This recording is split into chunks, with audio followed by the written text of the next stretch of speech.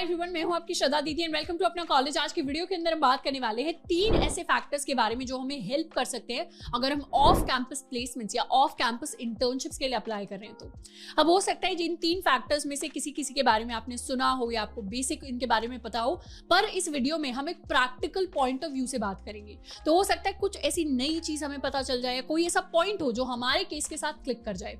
तो इसमें से सबसे पहला फैक्टर जो इंपॉर्टेंट होता है ऑफ कैंपस के लिए वो होते हैं रेफरल्स। जिस स्टूडेंट को नहीं पता कि रेफरल क्या होता है, रेफरल इज बेसिकली जब किसी कंपनी में काम करने वाले एम्प्लॉय आपकी प्रोफाइल के बारे में अपनी कंपनी को बताए। जैसे अगर गूगल हो गया या माइक्रोसॉफ्ट हो गया, ऐसी कंपनीज जिनके अंदर हर दिन हजारों लोग अप्लाई करते हैं, वो उनके पास टाइम नहीं है सारे लोगों को इंटरव्यू करने के लिए। तो वो क्या करते हैं, अपने इंटरनल जो उनके एम्प्लॉयज होते हैं उनको बोलते हैं कि आप किसी अच्छे कैंडिडेट को जानते हैं तो उसके बारे में कंपनी को बता दीजिए। इसमें 3 लोगों के फायदे होते हैं। कंपनी का ये फायदा होता है कि उसे बहुत सारे लोगों को इंटरव्यू नहीं करना पड़ता, उसे जल्दी अच्छे रेज्यूमेज मिल जाते हैं। एम्प्लॉय का फायदा ये होता है कि उनके रेफर किए हुए कैंडिडेट का अगर सिलेक्शन हो गया तो फिर उनको कोई कैश या फिर कोई अमाउंट कंपनी देती है।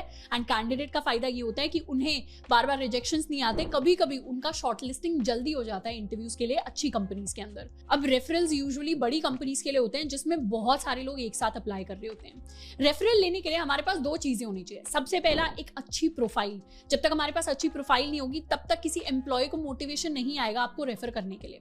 अच्छी प्रोफाइल कहने का मतलब है कि जिस भी फील्ड में आप, उसमें आपकी कोई अचीवमेंट होनी चाहिए, कोई एक्सपीरियंस होना चाहिए। तो जैसे अगर आप सॉफ्टवेयर इंजीनियर के लिए अप्लाई करना चाहते हैं तो आपके पास या तो कंपेटिटिव प्रोग्रामिंग में अच्छी रैंक होनी चाहिए, या फिर आपके पास अच्छे प्रोजेक्ट्स होने चाहिए, ओपन सोर्स का कॉन्ट्रीब्यूशंस होने चाहिए, या आपने किसी हैकाथॉन को जीता हो वो अचीवमेंट होनी चाहिए, या किसी और कोडिंग टेस्ट में आपने बहुत अच्छा परफॉर्म किया है, या किसी कंपनी के अंदर अच्छे से इंटर्नशिप की है। इस तरीके की जो चीजें होती हैं वो आपको हेल्प करेंगी रेफरल को लेने में। जितनी अच्छी आपकी प्रोफाइल होगी उतने ज्यादा आपके चांसेस बढ़े रहे होंगे एक रेफरल को लेने के लिए। एंड सेकंड चीज जो इंपॉर्टेंट होती है रेफरल के लिए वो होता है गुड कनेक्शन। अगर आपका कोई कॉलेज का सीनियर है जिसके साथ आप 1 साल से टच में हैं एंड वो किसी अच्छी कंपनी के अंदर काम कर रहे हैं, तो सीनियर के आपको रेफरल देने के ज्यादा चांसेस होंगे एज कंपेयर टू समबडी जिसको आपके बारे में कुछ भी नहीं पता। तो ऐसे में रेफरल लेने के 2 तरीके होते हैं। सबसे पहला कि आपके कोई डायरेक्ट कॉन्टेक्ट्स हो जिनके साथ आप बात कर सकते हैं, कोई सीनियर्स हो, आप उनसे भी रेफरल ले सकते हैं। नहीं तो लिंक्डइन ऐसा एक प्लेटफॉर्म है which is basically for professional connections, जहां पर जाकर आप अपना अकाउंट बना सकते हैं और वहां आप कंपनी के डिफरेंट एम्प्लॉइज के साथ जो अलग अलग कंपनीज में काम कर रहे हैं, आपकी ड्रीम कंपनीज में काम कर रहे हैं, उनके साथ जाकर कनेक्शन बनाकर उनसे रेफरल ले सकते हैं। अब ऐसे में हमारी प्रायोरिटी ये होनी चाहिए कि कोई डायरेक्ट कनेक्शन से ही हमें रेफरल मिल जाए, क्योंकि वहां पर रेफरल मिलने के चांसेस ज्यादा होते हैं। डायरेक्ट कनेक्शन में अगर आप 1st सेकंड ईयर स्टूडेंट है तो ऐसे में कोशिश करिए कि आप ट्रैक रखें आपके कौन से 3rd ईयर या 4th ईयर सीनियर्स हैं जिनकी अच्छी कंपनीज में प्लेसमेंट या इंटर्नशिप लग रही है। और ऐसा नहीं है कि बैठ जाना है, उनसे 1st ईयर में ही 2nd ईयर में ही आपको इंटरैक्ट करना स्टार्ट कर देना है।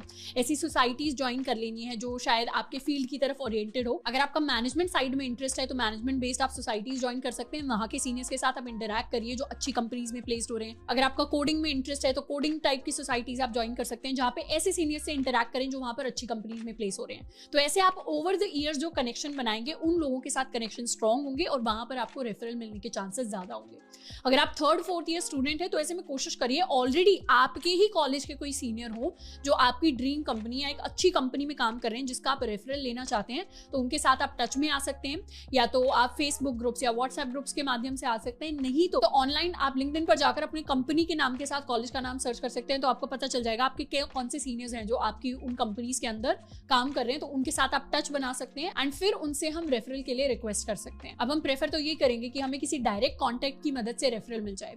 ऐसे में आप क्या कर सकते हैं, सीनियर्स के साथ टच में रहिए। सोसाइटीज में तो आप उनके टच में रह ही गए, आप उनके साथ फेस्टिवल्स वगैरह सेलिब्रेट कर सकते हैं, अपने बर्थडे पर जाकर उनको केक खिला सकते हैं, उनको सोशल मीडिया पर आप फॉलो कर सकते हैं, लाइक कर सकते हैं। तो एक बार आप अगर किसी का पोस्ट 6-7 बार लाइक कर देंगे तो शायद वो व्यक्ति आपको नोटिस करने लग जाए। तो ऐसे में आपके लिए बहुत ईजी होगा एक फ्रेंडली ऑनलाइन कनेक्शन भी बनाकर रखना उनके साथ। तो अगर वो कॉलेज से ग्रेजुएट हो जाते हैं तब भी उन्हें याद रहेगा कि आप उनके जूनियर हैं। तो इस तरीके की जो चीजें हैं वो एक्चुअली स्टूडेंट्स फॉलो करते हैं जो उन्हें हेल्प करती है रेफरल लेने में। अब इसमें कभी कभी ऐसा हो सकता है कि हमें किसी रैंडम व्यक्ति से रेफरल लेना पड़ जाए। ऐसे में अगर आप लिंक्डइन पर जाकर ऐसे लोगों से रेफरल लेने का प्लान कर रहे हैं जिनको आपके बारे में कुछ नहीं पता, तो ऐसे में लिंक्डइन पर जब हम किसी को भी कनेक्शन रिक्वेस्ट भेजते हैं तो उसको बिना मैसेज के नहीं भेजना, हमें कोई फ्रेंडली अच्छा सा मैसेज लिखकर भेजना है, तो ज्यादा चांसेस होंगे हमारी कनेक्शन रिक्वेस्ट एक्सेप्ट होने के। और ऐसे में अगर हम किसी को कनेक्शन रिक्वेस्ट भेज रहे हैं उसके अंदर मैसेज में हम सबसे पहली चीज उनसे रेफरल ही मांग रहे हैं, तो वो थोड़ा सा वन साइडेड रिलेशनशिप हो जाता है। तो ऐसे में आपको ध्यान रखना है कि कनेक्शन रिक्वेस्ट में आप उनके उनके काम को अप्रिशिएट कर सकते हैं, उनकी कोई अचीवमेंट्स हो या कुछ उन्होंने किया हो उसको अप्रिशिएट कर सकते हैं। तो इतना मैसेज हमें लिखना है जब भी हम किसी को कनेक्शन रिक्वेस्ट भेज रहे हैं। जैसे मुझे रिसेंटली ये रिक्वेस्ट आई थी, तो इन दोनों को देखकर हमें पता ही चल रहा होगा कि कौन सी रिक्वेस्ट ज्यादा अट्रैक्टिव है और किसके एक्सेप्ट होने के चांसेस ज्यादा हैं। ऐसे में एक बार आपकी रिक्वेस्ट एक्सेप्ट हो जाती है तो फिर आप उस व्यक्ति से वन ऑन वन बात कर सकते हैं, लिंक्डइन के ऊपर मैसेज करके। अपना रेज्यूमे पहले शेयर करिए, इंश्योर करिए रेज्यूमे के अंदर कोई मिस्टेक्स ना हो, एंड उसके बाद उस रेज्यूमे को, अपनी प्रोफाइल को उनके साथ शेयर करें, एंड फिर आप उनसे कनेक्शन के लिए रिक्वेस्ट कर सकते हैं बिल्कुल पोलाइट टोन में। ऐसे में हमें ये याद रखना है, हमें बिल्कुल रिस्पेक्टफुल रहना है, बिल्कुल पोलाइट रहना है। अगले व्यक्ति की बिल्कुल ऑब्लिगेशन नहीं है कि वो आपको रेफरल दे ही दे, हमें मैक्सिमम लोगों को मैसेज करना है ताकि हमारे रेफरल मिलने के चांसेस बढ़ जाएं। तो ऐसे में अगर आप एक दिन के अंदर 10-15 कनेक्शन रिक्वेस्ट भेजकर लोगों को कांटेक्ट करने का ट्राई करते हैं तो that is not a bad thing. Reach out to as many people as possible अगर आप अपने 3rd-4th ईयर में हैं और एक्टिवली अपॉर्चुनिटीज के लिए ट्राई कर रहे हैं। तो अब लिंक्डइन को कैसे यूज करना है, प्रोफाइल कैसे बनानी है, कैसी होनी चाहिए, क्या अट्रैक्टिव प्रोफाइल कैसी होती है, उसके बारे में ऑलरेडी एक्सटेंसिव वीडियो है, उसको जाकर हम एक्सप्लोर कर सकते हैं। लिंक भी आपको नीचे कमेंट्स में मिल रहा होगा। सेकंड फैक्टर जो इंपॉर्टेंट होता है वो होता है हमारा रेज्यूमे। जिन स्टूडेंट्स को नहीं पता है, रेज्यूमे एक शीट ऑफ पेपर होता है जिसके ऊपर हम अपना सारा प्रोफेशनल एक्सपीरियंस डालकर, अपनी एजुकेशनल क्वालिफिकेशन, स्किल्स, अचीवमेंट सब कुछ डालकर एक कंपनी के अंदर सबमिट करते हैं और फिर कंपनी इवैल्यूएट करती है कि इस व्यक्ति को हमें आगे इंटरव्यू करना है या नहीं करना। अब रेज्यूमे कैसे प्रिपेयर होता है, अच्छी कंपनीज के लिए आपको रेज्यूमे में क्या क्या मेंशन करना चाहिए, क्या फॉर्मेट रहना चाहिए, क्या फॉन्ट रहना चाहिए, क्या कलर रहना चाहिए, बहुत सारी जो डिटेल्स होती हैं उसको ऑलरेडी हमने वीडियोस के अंदर कवर कर रखा है। इनफैक्ट मेरा resume which was shortlisted in Amazon, Google and Microsoft, उसके बारे में भी मैंने एक डेडिकेटेड वीडियो बनाया हुआ है, उसको जाकर हम एक्सप्लोर कर सकते हैं अगर हम फर्स्ट टाइम अपना रेज्यूमे बना रहे हैं तो। बट अगर हमने रेज्यूमे बनाया है या रेज्यूमे के बारे में हमें बेसिक पता है तो कुछ ऐसी चीजें हैं जिनका हमें खास ख्याल रखना है। सबसे पहला तो रेज्यूमे ऐसी चीज है जिसको आप लिखते नहीं है बल्कि उसको बिल्ड करते हैं, तभी आपको कभी नहीं दिखेगा कि राइट योर रेज्यूमे, आपको हमेशा दिखेगा build your resume. Resume build करने का मतलब है कि एक तरीके से आप खुद को बिल्ड कर रहे हैं, अपनी प्रोफाइल को बिल्ड कर रहे हैं, तब जाकर आप जो पीस ऑफ पेपर क्रिएट करेंगे उसके अंदर आप एक अच्छे कैंडिडेट की प्रोफाइल को बना पाएंगे। तो हमेशा अपनी प्रोफाइल को बिल्ड करते रहना है। कैसे बिल्ड कर सकते हैं, आप हैकेथॉन्स में पार्टिसिपेट कर सकते हैं, अच्छे प्रोजेक्ट्स बना सकते हैं। अगर आपकी वर्क एक्सपीरियंस नहीं है तो फिर आप अच्छे प्रोजेक्ट्स में अपना टाइम ज्यादा कंट्रीब्यूट कर सकते हैं। इंटर्नशिप नहीं है तो कोई बात नहीं, हम ओपन सोर्स में कंट्रीब्यूट कर सकते हैं। गिटहब जैसे प्लेटफॉर्म्स पर जाकर दूसरे लोगों के प्रोजेक्ट्स को देख सकते हैं, उनमें बग्स निकाल सकते हैं, बग्स को ठीक कर सकते हैं, काफी सारी चीजें कर सकते हैं। तो जरूरी नहीं है कि अगर हमारा कॉलेज थोड़ा बुरा है या फिर हमें अभी तक इंटर्नशिप नहीं मिली है तो हमारी प्रोफाइल भी बुरी होगी। प्रोफाइल अच्छी तब होगी जब हम उसके ऊपर मेहनत कर रहे होंगे। तो ऐसे में डिसएडवांटेजेस को नहीं देखना, एडवांटेजेस को देखना है। जिस चीज में आप अच्छे हैं उस चीज में हमें मेहनत डालनी है और ज्यादा से ज्यादा अपनी अच्छी प्रोफाइल को बिल्ड करने की कोशिश करनी है। सेकेंड फैक्टर जो इंपॉर्टेंट होता है रेज्यूमे के अंदर, हमें सबसे पहले तो ये समझना चाहिए कि रेज्यूमे 3 एंटिटीज के थ्रू जाता है। सबसे पहली जगह जहां पर हमारा रेज्यूमे जाता है कंपनी के अंदर वो होता है उसका ATS सिस्टम, यानी एप्लीकेशन ट्रैकिंग सिस्टम। मतलब एक ऑनलाइन सॉफ्टवेयर होता है जिसके ऊपर आप रेज्यूमे डालते हैं तो वो ट्रैक करता है कि आपका रेज्यूमे शॉर्टलिस्ट होगा या नहीं होगा। ऐसे में ATS सिस्टम्स यूजुअली कीवर्ड्स ढूंढते हैं, यानी अगर company full stack web developer के लिए हायर कर रही है तो आपके रेज्यूमे के अंदर ऐसे कीवर्ड्स होने चाहिए जो उस प्रोफाइल से रिलेटेड हो। फुल स्टैक आपके रेज्यूमे के अंदर होना चाहिए, वेब डेवलपमेंट होना चाहिए, उससे रिलेटेड टेक्नोलॉजीज होनी चाहिए। Node.js आप डाल सकते हैं, PHP आप डाल सकते हैं, डेटाबेसेस के बारे में डाल सकते हैं, जावास्क्रिप्ट डाल सकते हैं। तो इस तरीके के कीवर्ड्स जो रिलेटेड हो उस प्रोफाइल से आपके रेज्यूमे को ATS सिस्टम के थ्रू शॉर्टलिस्ट होने के चांसेस को बढ़ा देते हैं। तो जब भी आप किसी भी कंपनी के लिए अप्लाई कर रहे हैं हमेशा उसकी जॉब पोस्ट को जरूर पढ़ लेना है। यानी अगर Amazon ने निकाला है तो एक बार उसको पढ़ना है, उसके अंदर कीवर्ड्स देखने हैं, उनकी क्वालिफिकेशन रिक्वायरमेंट को पढ़ना है, फिर अपने रेज्यूमे को आप थोड़ा बहुत चेंज कर सकते हैं उनकी रिक्वायरमेंट के हिसाब से। कहीं कहीं आपको सॉफ्टवेयर इंजीनियर वर्ड दिख रहा होगा, कहीं कहीं आपको सॉफ्टवेयर डेवलपर वर्ड दिख रहा होगा, कहीं कहीं आपको फुल स्टैक डेवलपर दिख रहा होगा, कहीं कहीं आपको फ्रंट एंड डेवलपर लिख रहा होगा। तो अलग अलग प्रोफाइल्स के हिसाब से अलग अलग कीवर्ड्स को हमें अपने रेज्यूमे में थोड़ा बहुत मॉडिफाई करते रहना है। सेकंड एंटिटी जिसके थ्रू हमारा रेज्यूमे जाता है वो होते हैं रिक्रूटर्स। रिसर्च कहती है on an average recruiters 7 second लगाते हैं आपके रेज्यूमे को देखने के लिए। इनफैक्ट आप अपने रेज्यूमे को देखें तो आप क्या नोटिस करेंगे, आप ये नोटिस करेंगे कि उसको आप ऊपर से नीचे तक पढ़ना शुरू करते हैं। तो ऐसे में सबसे इंपॉर्टेंट पार्ट हमारे रेज्यूमे का होता है कि हमने टॉप पे क्या लिखा हुआ है। ऑब्वियसली नाम से नीचे जब हम अपने रेज्यूमे में बताना चीजें शुरू करते हैं वहां पर क्या लिखा हुआ है। अब आपके बारे में अगर आपका कॉलेज बहुत अच्छा है तो आप कॉलेज को ऊपर मेंशन कर सकते हैं। इंटर्नशिप आपने अच्छी जगह कर रखी है तो उसको ऊपर मेंशन कर सकते हैं। प्रोजेक्ट्स आपके बहुत अच्छे हैं तो उसको ऊपर मेंशन कर सकते हैं। कॉलेज अच्छा नहीं है, इंटर्नशिप नहीं की तो आप अपनी स्किल्स को ऊपर मेंशन कर सकते हैं। बेसिकली आपके बारे में जो जो भी अच्छी चीजें हैं उसको आप कोशिश करिए ऊपर मेंशन करें, ताकि वो आपके रिक्रूटर को याद रहे। ऐसे में कुछ कुछ ऐसी चीजें होती हैं जो शायद हमारी प्रोफाइल में अच्छी नहीं है, तो उनको हम स्किप भी कर सकते हैं। ऐसे में अगर हमारे कॉलेज के अंदर हमारी जीपीए ठीक नहीं है, तो फिर हम जीपीए को रेज्यूमे से हटा सकते हैं। अगर किसी कंपनी में आप शॉर्टलिस्ट होंगे और उनको जीपीए की रिक्वायरमेंट होगी, तो वो आपसे डायरेक्टली भी पूछ सकते हैं।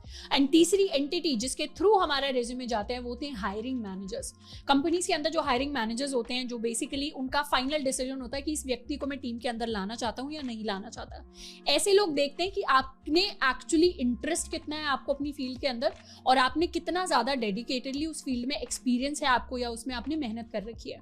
तो ऐसे में आपके जो भी प्रोजेक्ट्स हों, या तो वर्क एक्सपीरियंस होना चाहिए, नहीं तो इंटर्नशिप्स होनी चाहिए, नहीं तो जो भी आप प्रोजेक्ट्स बना रहे हैं, प्रोजेक्ट्स आपके ध्यान रखिए कि प्रोजेक्ट्स यूनिक हो और उसमें आप किसी प्रॉब्लम को सॉल्व करने की कोशिश कर रहे हो। तो अगर आपके प्रोजेक्ट्स यूनिक एंड किसी प्रॉब्लम को सॉल्व कर रहे होते हैं, तो वो एक हायरिंग मैनेजर को काफी ज्यादा इंप्रेस करते हैं। तीसरा फैक्टर जो बहुत इंपॉर्टेंट होता है ऑफ कैंपस के लिए, वो होते हैं कंसिस्टेंटली अप्लाइंग टू कंपनीज।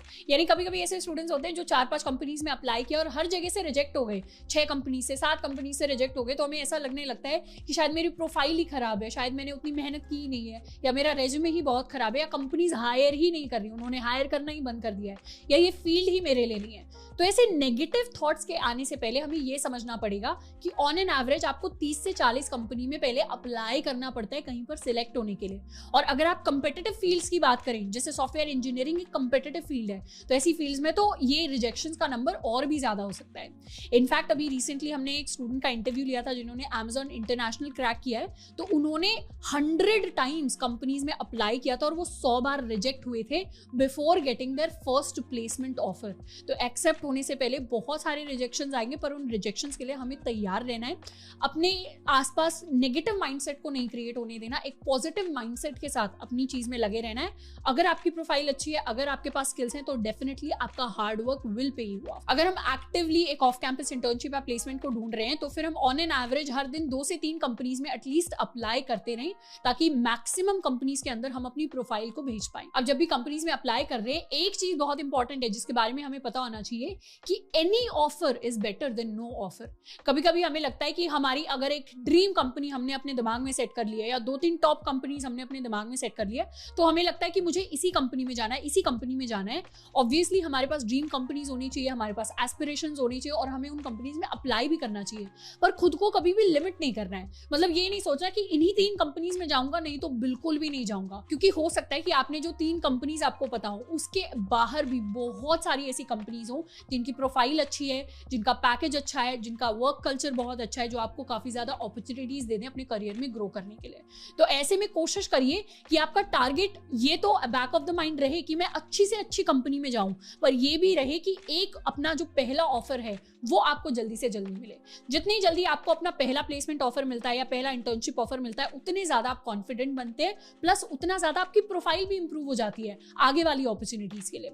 और कई सारे सॉफ्टवेयर डेवलपर्स होते हैं जो शायद किसी छोटी कंपनी से शुरू कर रहे हैं, जो शायद किसी सर्विस बेस्ड कंपनी से शुरू कर रहे हैं, एंड उसके बाद 1 साल के, 1.5 साल के, 2 साल के एक्सपीरियंस के बाद वो किसी और बेटर कंपनी के अंदर शिफ्ट कर जाते हैं और अपनी ड्रीम कंपनी की तरफ शिफ्ट करते हैं। तो ऐसे में खुद को लिमिट नहीं करना है। ये नहीं सोचना मैं अप्लाई करूंगा तो 5 पर्टिकुलर कंपनीज में ही अप्लाई करूंगा और बाकियों को इग्नोर करूंगा। कोशिश करिए अगर आप ऑफ कैंपस प्लेसमेंट या इंटर्नशिप्स में अप्लाई कर रहे हैं तो आपकी प्रायोरिटी होनी चाहिए अपना पहला ऑफर, क्योंकि वो आपको कॉन्फिडेंस देगा एंड आपके लिए और भी ज्यादा ऐसे डोर्स ऑफ अपॉर्चुनिटीज होगा जिनको खोल रहा होगा। तो आई होप कि ये 3 जो फैक्टर्स हैं इनको आप बहुत ही अच्छे से अपने जहन में बिठा लें एंड इनको याद रख लें। चाहे आप वर्किंग प्रोफेशनल हैं, चाहे आप कॉलेज स्टूडेंट हैं, चाहे आप बिल्कुल फ्रेशर हैं, इन 3 चीजों के बारे में हमें हमेशा पता होना चाहिए अगर हमारा गोल है कि ऑफ कैंपस इंटर्नशिप या फिर प्लेसमेंट्स के लिए हमें तैयारी करनी है या उनको क्रैक करना है। तो आई होप कि आज की वीडियो से हमें कुछ टिप्स मिल गई होंगी ऑफ कैंपस के लिए। इसके साथ साथ प्लेसमेंट से रिलेटेड, इंटर्नशिप से रिलेटेड या कोडिंग से रिलेटेड आपका कोई भी डाउट है उसके बारे में आप मुझे नीचे कमेंट करके बता सकते हैं। हम कोशिश करेंगे उनके बारे में और वीडियोस लाने की। आज के लिए इतना ही, मिलते हैं नेक्स्ट वीडियो में। Till then keep learning and keep exploring.